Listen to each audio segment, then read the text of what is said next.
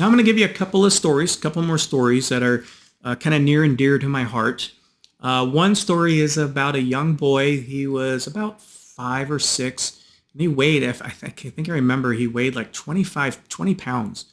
The kid was thin as a rail, looked like he was on death's door.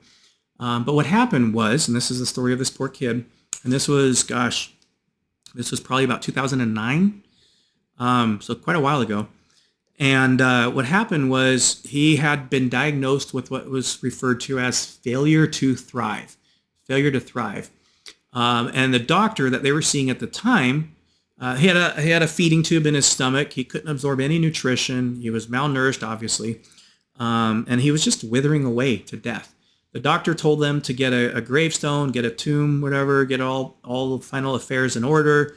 This kid, unfortunately, doesn't have much time left. Well, they found out about me. I don't remember how, but they found out about me and my practice and what I do. And so they came in and we tested them. We found a whole bunch of allergies and sensitivities, which, by the way, the more health issues someone has, typically the more allergies and sensitivities they have. I've always found a direct correlation. I've never found somebody with a lot of health issues, only have a couple. Just I haven't had it happen yet. And I've seen thousands. So anyways, they come in, we test him. He's got a bunch. I don't know how much I'm going to help him, but I said, let's focus on the 6 steps, right? We're going to do the 6 steps. And they go to the doctor and they're excited. They feel like they have an answer. They feel like I might be the one to help them. And so they tell the doctor that they found this Dr. Foster. He's going to help fix this young man and get him better. And we're going to get him back. And so he's not going to die. They're pretty excited. And the doctor said, do not do it. He is a quack.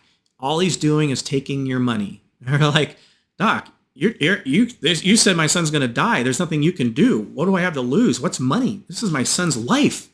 And he's like, he's just going to take your money if you do what you want to do. And they did come and see me. And I worked on him. And I don't remember how long it took, maybe a couple of months. But basically what happened is as we're working on him, he's getting better, a little bit better, getting a little more color, starting to put on a little weight.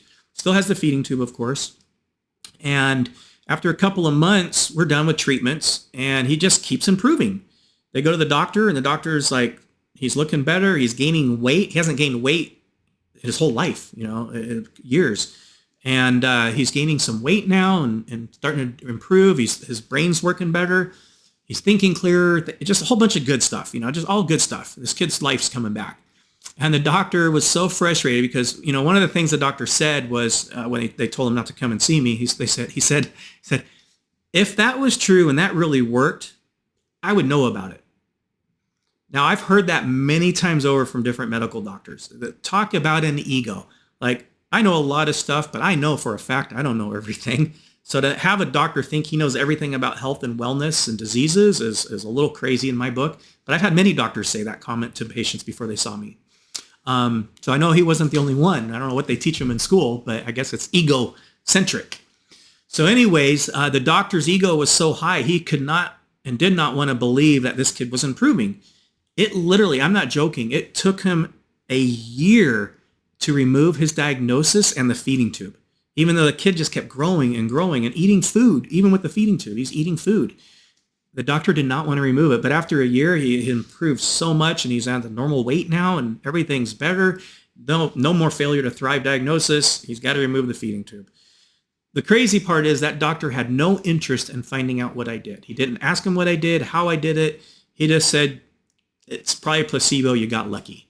Like, well, why didn't you give him a placebo then? I don't know. Sorry. Anyways, that was my first really, really heartwarming story. I just literally saved that kid's life and had given him a great future.